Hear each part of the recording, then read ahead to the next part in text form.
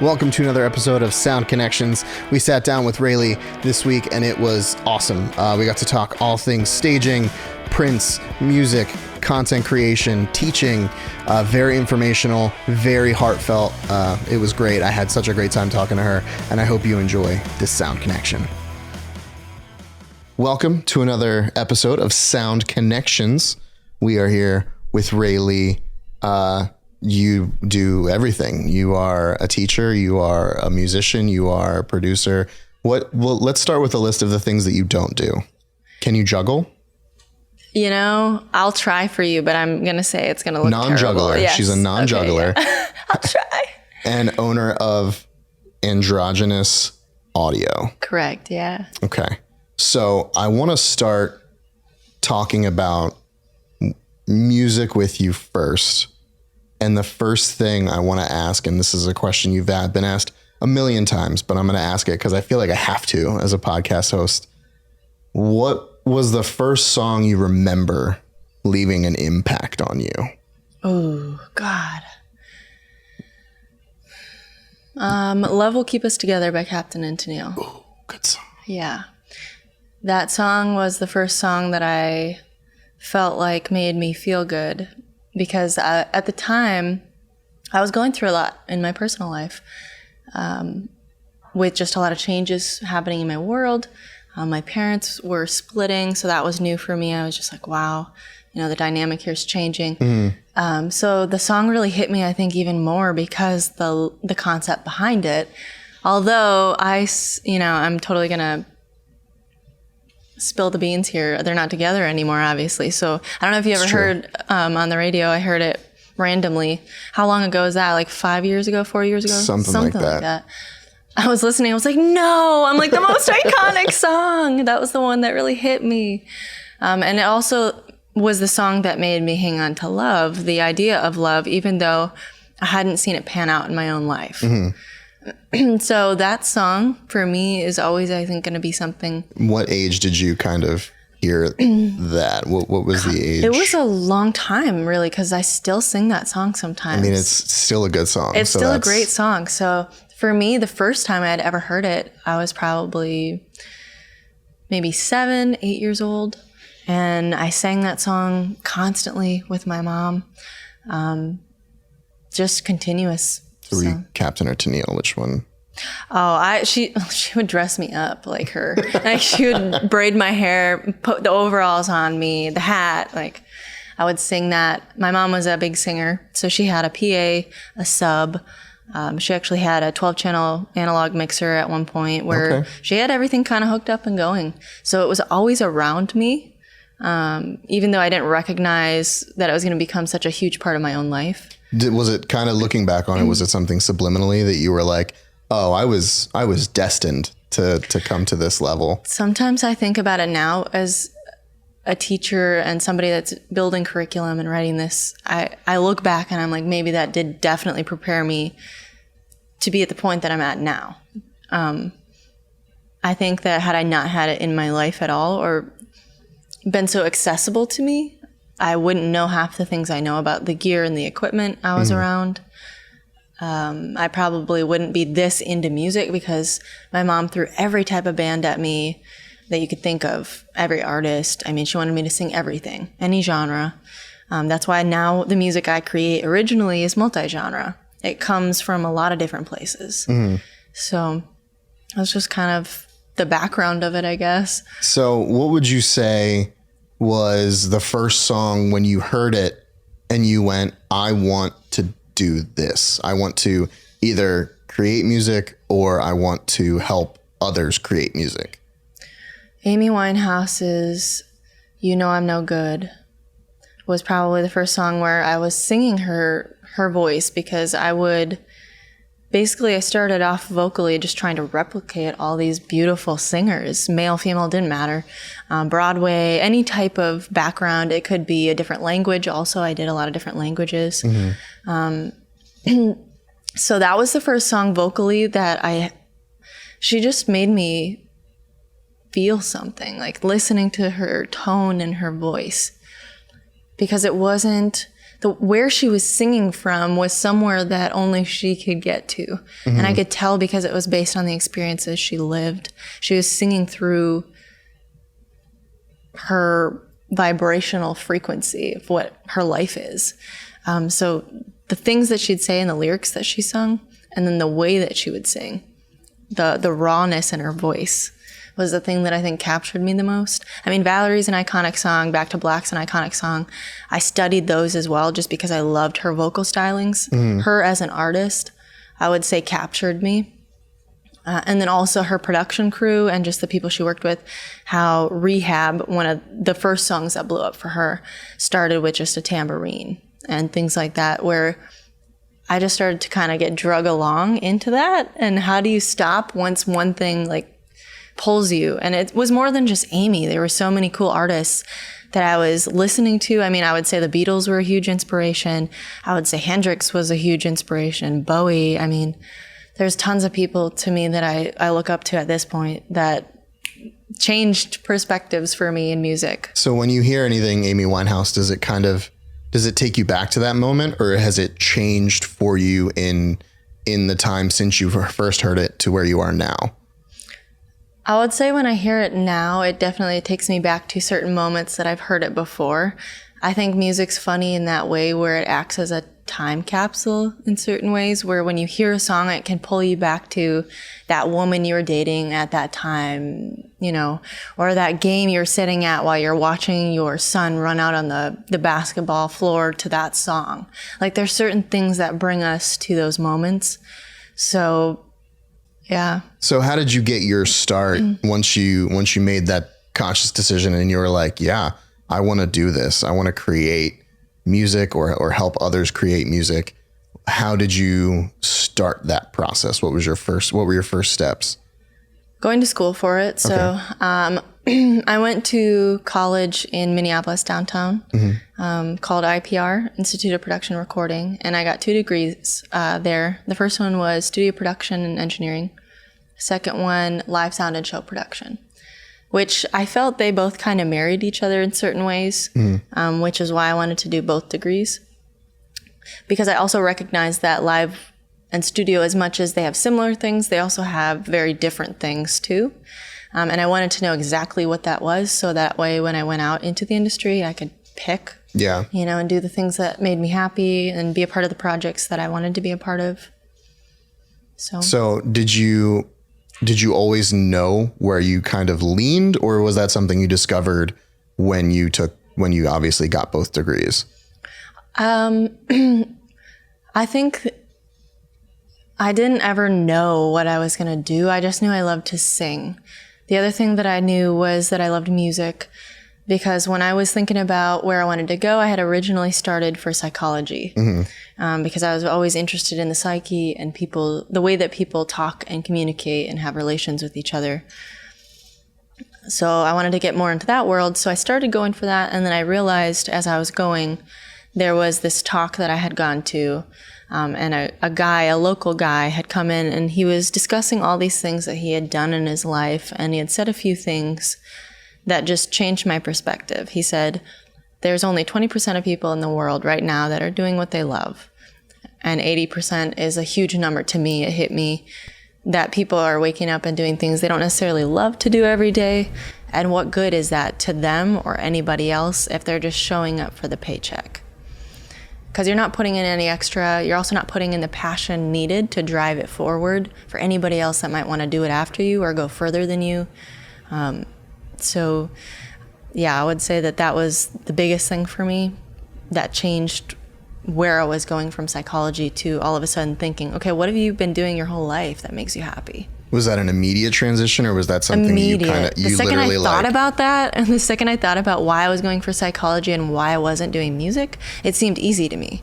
It was like, okay, psychology was something you thought you had to do because maybe, yes, you wanted to help people, and that's a really beautiful thing too, but I think I wasn't giving myself the space yet to actually honestly look at myself and be like, what makes you happy? Well, and I think you can help people with music too. I think, you and I were talking about it earlier, before we started recording, that it is something that can affect people in a positive way.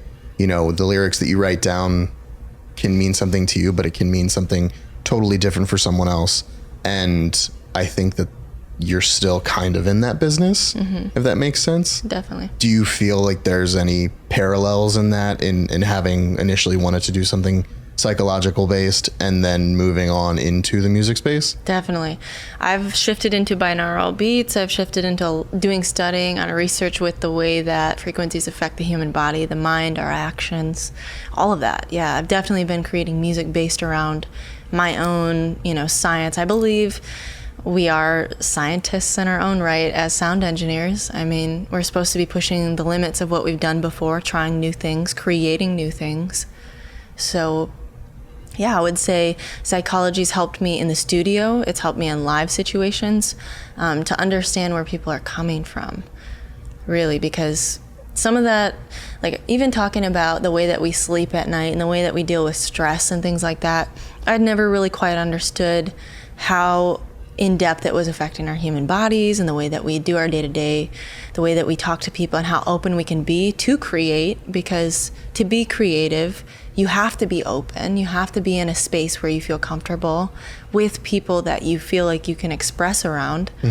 All those things matter. So if something's off psychologically, then you don't get the results that you could have for a great session to happen. So for me, I think that absolutely what you just said, like, nailed it. Psychology, and I never looked at it that way until you just said it right now. So Epiphanies. They happen right here. Yeah. So did it take you a while to find that comfort? I feel like as someone who operates in a creative space, it takes you a little while to find out what you're comfortable with and who you're comfortable with. Did it take you a little bit to find your groove? Oh, definitely. I think starting off, I was not comfortable even hearing myself being recorded. Hearing my voice was the weirdest thing for me. When I was getting my degrees, I would walk in and I would have these ideas and I would want to go create in the studio.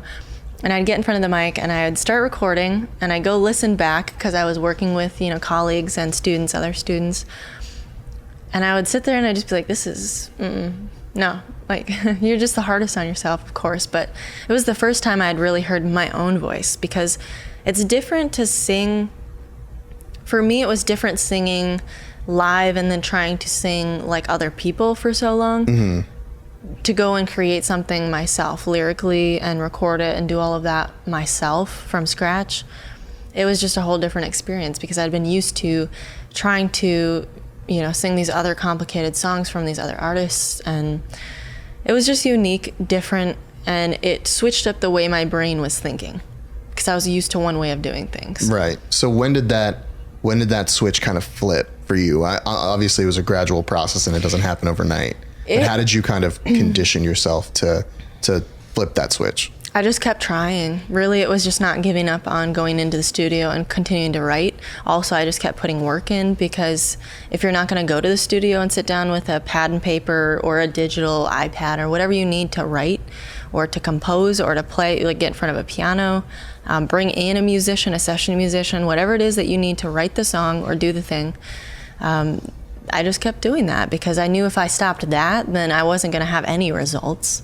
You can let your brain take over all you want, but really good artists, they make a lot of music before, sometimes maybe that's the first time they ever tried, I guess. There's so many different things happening nowadays in the world.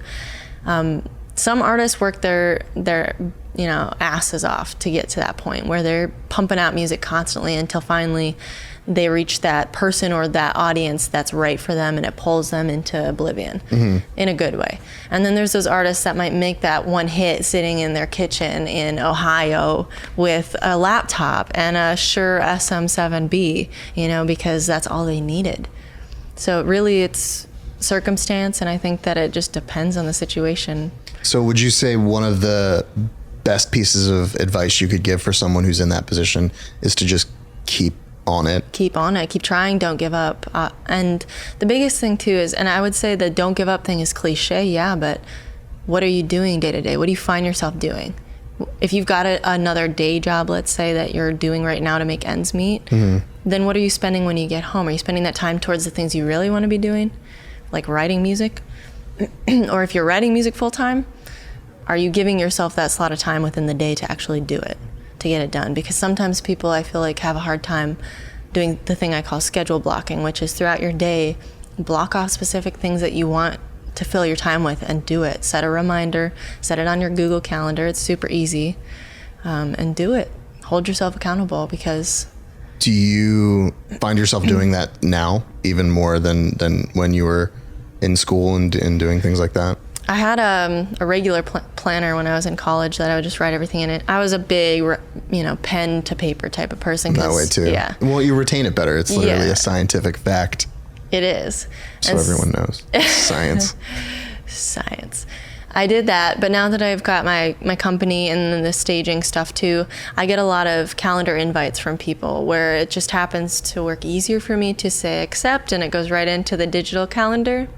Day to day, there's just sometimes now with so much going on, the hustle and bustle, it's just worked out easier. What about lyrics? Do you still do pen and paper for lyrics? No, I actually do voice memos. So I'm a vocal on the go type of person where I'll get random inspiration. Like if I got an inspiration, well, no, I probably wouldn't do it right here, but if I got an inspiration right now, I might just wander over around the corner and just spit it. Yeah, like I'm feeling something right now. I've done that before when I'm at, a coffee shop, or even, at the college, if I'm in between sets or in between something, teaching classes, and I come up with something quick, I'll just jot it down on a voice memo. It's easy because I can go back through the labels later and organize my creative ideas.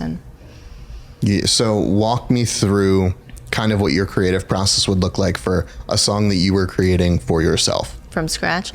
I'd probably start by, well, usually I'd go off the thing they call that creative spark, that initial blow where you got to take a second to go figure out how to get this thing that's in your head out somewhere. It's a horrible feeling, but it's also a great feeling. It's great. It's riveting. I feel like I'm a feeling that's comprised of millions of feelings, you know what I mean? You just can't explain it. So I usually try to figure out either between my phone, paper, typing it even, just anywhere that I can get the idea down. A lot of times my melodies will start from just vocals or not even a lyric. It'll be like like noises and things that I make with my mouth, where I'll just kind of take that and go record it on the voice memo. Later I might use it, I might not. It could sit there for a year before I decide to use it in something. That's the other thing too. I just try to get it out instantly. And with that has created a huge vault of inspiration, of ideas that I can go back to. Same thing is true with Pro Tools, Logic, and Studio One sessions. I'll just pop open whatever DAW I'm feeling. A lot of times I like to go to Pro Tools because that's my fave. Pro Tools is probably my favorite DAW just because I've worked on it in so many scenarios. I like a lot of other ones. I've built projects in Logic, and I do a lot more mastering in Studio One because of obviously what it offers versus projects and songs.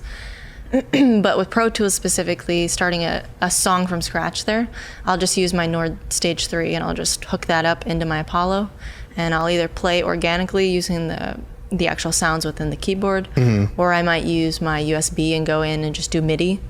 I like Artura's new Pigments. If you've heard of that, they released this new synth, and basically you can create any kind of sound that you want from this synth. It's just really cool. It sounds like a very fun toy for someone who thinks musically. I feel like legit a kid in a candy store when I'm pulling that thing open. All the colors and everything, I'm just ready to go. You can change pretty much anything about modulation, the time lengths of things. There's lots of layers on the patch, so... If you had to recommend a piece of equipment that someone should get if they're looking to kind of break in to a space like this, and you were like, save your pennies, rainy day, this is what you should get, what would be the first piece of equipment you would advise them to kind of put some money into? The first and foremost thing that anybody that wants to do any type of production work or at home recording, even just music yourself, have a good laptop or a good actual system to run it on. You got to have the specs. If you don't have the specs, it doesn't matter because your software is not going to work properly. You're going to get CPU errors left and right, and it's going to be frustrating for creativity. So yeah, definitely I suggest Mac for if you're doing like Logic Pro and things like that. Mac based, obviously DAWs should probably be revolved around Mac. If you've got a PC, cool, you can do Pro Tools. There's some hoops you have to jump through. ASIO for all and things like that for your aggregates and whatnot. Not a huge deal. You can still get things done.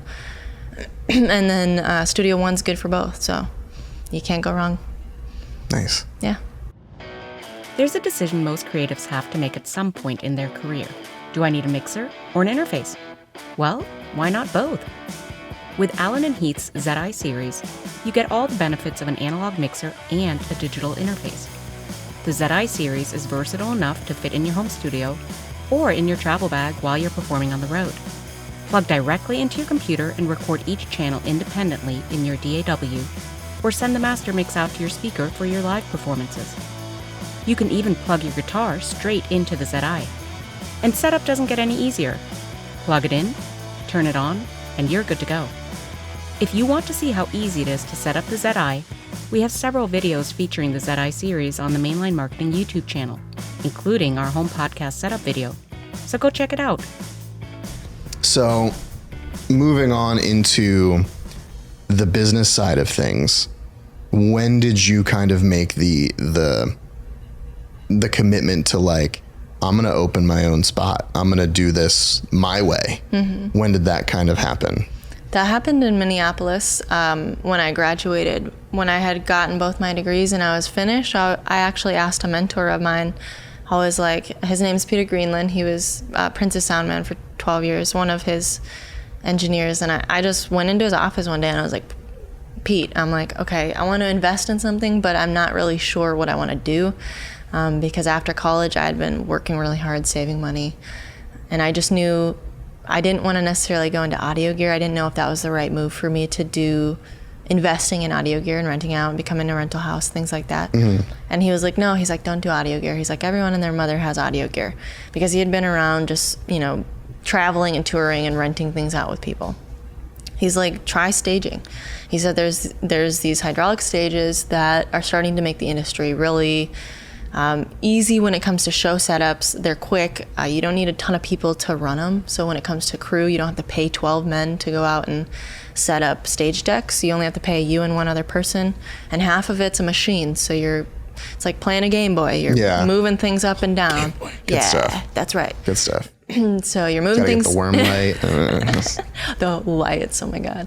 But yeah, so you move things up and down easy, and then you just have people kind of run on both sides and help you get the stage set leveled and all that good stuff. Then you bring it up 20-something feet in the air, and she's set. So really, it's a pretty quick thing, but I wasn't expecting to go that route. That was just something that I had suggested to me per me going in looking for information. Yeah, you were like, help me. Yeah, I'm like, I want to point me in a direction. Yeah, like I want to do something that I feel like is smart. Well, and it was smart. I went to Canada, I got certified. I brought a couple colleagues of mine from college and got them certified. And then we came back and we started doing it around the cities. And I was making $40,000 a month with that stage. So it was not a bad investment at all. I was doing a ton of shows in the cities, had a lot of fun. And then COVID hit. And it changed my life. And now I'm in Florida. well, welcome. I hope you're enjoying the 1,000-degree heat. I love Florida. It's been great, honestly. So when did starting your own studio become a thing? I had always wanted that, even before I went in to get my degrees. When I was growing up with my mom, just seeing her own equipment and being able to sing, set it up for whatever she wanted whenever. She had EQs on every channel for the 12-channel mixer. So before I even knew the technical terms, I was messing around with stuff. And I was like, I just want this in my home. Just want to play. Yeah, I want to have the creative tools I need to be creative whenever, I need. So that was pretty much, I would say, the whole idea. But when did I think it was going to be real? Mm-hmm. I didn't really know. I've always kind of had a small, crappy little setup at home, right? Even in my apartments and going through college and all that stuff. But recording the closet. Yeah. All the clothes are the isolation. Yeah, exactly. You do what you need to do. But now that I have a home, and I bought a home when I moved here, I finally had the ability to say, you know what, treat yourself, Ray. Do something nice for you, build it the way you want. So I decided to just do it and do it right. And from there, honestly, I do see things advancing to a point where I plan on buying a another building for my stage and other things as well. So I think it's always good to have those forward projection moments where you're like, where do I want to go? Where am I right now? I'm grateful and thankful for that, but where do I want to go the next 1, 3 to 5 years? So I always try to kind of keep myself projecting forward. So was COVID actually a good thing for you? Beautiful. Yeah, I loved COVID because it made me stop for a minute and think about what I was doing and why. And it also made me really appreciate people, because doing live shows, and that's what I did mainly before COVID, was a lot of live, and then at nighttime I was in the studio. So for live shows, I was around a ton of people, and in the studio I was around me and maybe 2 people, right? Like some of my close people. So very different environments, but to have that live environment ripped away from me really made me crave being around that again, because there's something amazing about getting people in a room, even in a studio situation or live, and then watching the magic that happens when they perform together, or when you're singing with that person, or even just to feel the music with, people that enjoy the music with you. You just be in the crowd. I just miss that, So I think COVID made me respect and appreciate people on a level that I wasn't doing before. Is writing not just lyrics, like writing music, is that something that's therapeutic to you?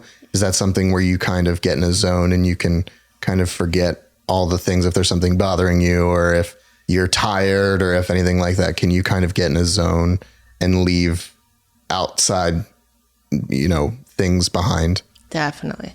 I would say singing and building a song from scratch, or even just continuing to work on a song, even a score for a film, I could get lost in that stuff for hours. Even sound design, I love sound design too. So doing visual work, I was actually recently just working on a short film called More Human Than Black, and it's just, I created this really cool electric sound that delays and basically vibrates out throughout the song in different elements throughout this visual that you're seeing. And from scene to scene, there's obviously different pieces, different SFX, sound effects, and things that come in and out, music bed changes. But yeah, I would say that recording, a song from scratch, and even lyrically speaking, as long as you're coming from a place where you are open. So we were talking about that before too. Just being comfortable in the space. And a lot of times I find that by myself. So yeah, I'll sit there for 7 to 12 hours sometimes working on something, and I feel like no time has gone by at all. When did you make the pivot to come into the teaching side of things? And how did that kind of come about? Actually, right after I graduated, and a little bit beforehand, because I'd started working at the college I was getting my degrees at, my second semester there, or my second quarter, I guess you could say. I started doing these audiobooks for this children company that was a couple floors above us. Mm-hmm. And so I was doing these audiobooks and doing voiceover work, and then creating music beds for these Audible children books. And that was a little extra cash for every recording that I did. And then outside of that, I was working at the front desk. I would cover for one of their workers' lunches for the college's front desk for an hour. And I started just small things like that while I was getting my degrees. And then outside of that, I started working as a lab staff engineer for them, for the college, where I would stay. They had the studios open 24 hours a day downtown for students to use. So I was there. I was pretty much sometimes the only one that would be on site. Sometimes there'd be another person, but I would basically be in charge of running all the studios, and we had a total of about 10. So I would open up different studios for whoever's coming in for sessions any time of the night, pretty much. And that kind of drove you into wanting to pass on knowledge and doing all these things. Are you excited to kind of impart wisdom onto the next group? Because, the further along you can help them get in their journey, the more they can learn. Or is it one of those things where you're like, I want to teach you this thing, but you need to find it for yourself? I would say I love teaching because for me as a teacher, I get to see so many different types of people at so many different places in their lives. Some of my students are fresh out of high school. Some of them are coming in at 50 plus years old and they want to start their own college or things like that. Like there's dreams that these people have that they're coming in to start with. So being a teacher right off the bat, I know I'm dealing with people's lives. And so I just want them to find out in their life what makes them happy, whether that be music. If it is music, I'll do everything in my power as long as they're investing in themselves to help them get where they want to go in their career. So for me, it's about knowledge is free. I'll give away whatever I know because everybody knows something you don't. So my students teach me just as much as I teach them. I feel like that's a very teacher. My wife was a teacher for a very long time, and she just gave it up recently to continue on with a passion. But that was one of the things that she had always said too, was that giving information is free, and it's just how open, and that helps. Would you say that helps your students open up and get them to feel comfortable, and then that kind of creates that Zen place? Definitely. I've had students, I've had instructors in my past, even at more, when I was getting my psychology degrees and experiencing education in different environments, people I would notice that would try to like withhold this secret knowledge sometimes. And it's like, what kind of secret knowledge is there? Why is it so complicated for us as human beings to just be that vulnerable with each other as a teacher and a student? Because at the same time, we're always going to be a teacher and a student, even if you're a teacher to so many people I'm sure that you're not even aware of just by being day to day. So for me, it's like we all are that. And the younger people that look up to us, we're teaching them. And when they get to our places and we're old and in the wheelchairs, it's going to be the same thing. So it's like if we just respect each other and we continue to tell it like it is, be honest with what's happening in the industries and the changes that we're seeing, I think that education is going to get really clear, hopefully more clear, because education and technology are kind of moving, as what I'm noticing, hand in hand. The more our technology shifts, the quicker we're learning things because of the access we have to information. One of the last things I want to ask you to kind of wrap everything up is, what does music mean to you? And it's kind of a deep question, and it's kind of a very surface level question, but I want you to take it as deep or as surface level as you want. Okay. Music means to me a lot, more so than any type of definitional word that you could put on it. Even the word music to me doesn't explain what music is. And that's why I got married to it before I got married to anybody else. Because for me, I wanted whoever I was going to be with to understand that music for me is a huge part of my life. It has been since I was little, and maybe even before I knew or realized, It just felt like me. It felt right. And for some reason, I do believe that what's meant for you will never pass you by, and music has never passed me by. I felt like it has clung on to me with both hands since I was here, so. And do you feel like you're where you're supposed to be? Yes, I do. I feel like choosing what made me happy is what led that. Was that, so in the moment when you made that decision, was that something that was easy for you, or was that something that took, did you have to talk yourself into it? I know you said that it was a quick switch, but was it something that was like, I'm going to go out on this limb, this is a little bit insane? Being happy for me sometimes meant even having to choose music over a relationship, So when it gets to that level, yeah. If you're going out into the world and you understand that this is something that's very serious for you in your life, to where if you didn't have it there, what it could do to your own happiness and your own self and what you give out to the world, to not let other people kind of put what they want you to end up doing, projecting that idea on you, whether it be your parents, a partner, friends, doesn't matter. People that don't know you, they're just saying what they think you need to be doing. A lot of people, I think, have different views of what music is as a career. Some people do it as a side hobby. Some people do it full time. Some people think that that's just a hobby and you can't make that a career, you know? There's a lot of different viewpoints out in the world. So for me, I just knew that I would never give up on that. And as long as I'm doing this music thing, which I feel every time I've said anything music related or done anything music related, it's come back to me in full circle more ways than at this point, since I've seen it, I just know. Mm-hmm. When I was starting out, I was still scared, which is where the fear comes in and the maybe I'm not going to be good enough type of thing. But at some point you get past that when you believe in yourself enough times that it's just happening.